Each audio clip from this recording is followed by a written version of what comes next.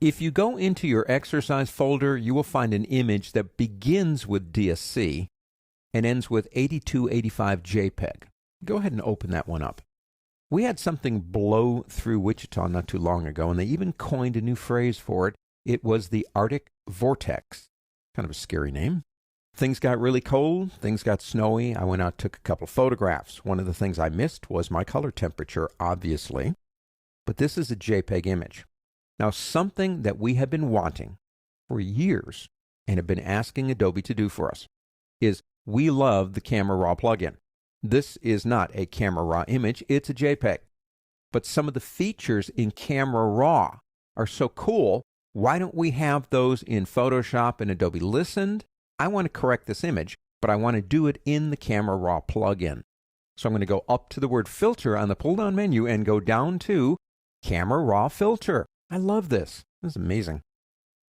We now have, in Photoshop, on non-RAW images, the power of the RAW plugin.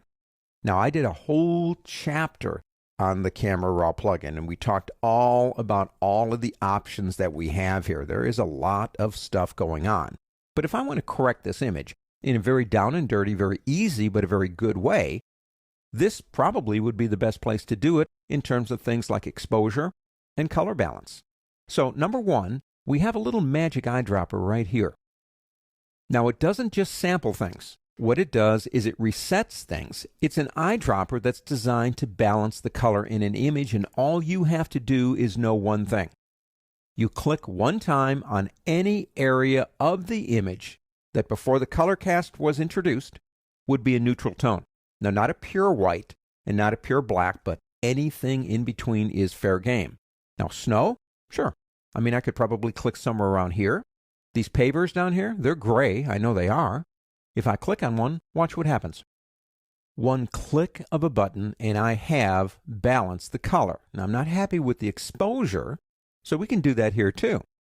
Come right over here to exposure, and we could lower that down a little bit. Now, I would like to maybe lighten up this area here, and we have that with highlights and shadows. Go into shadows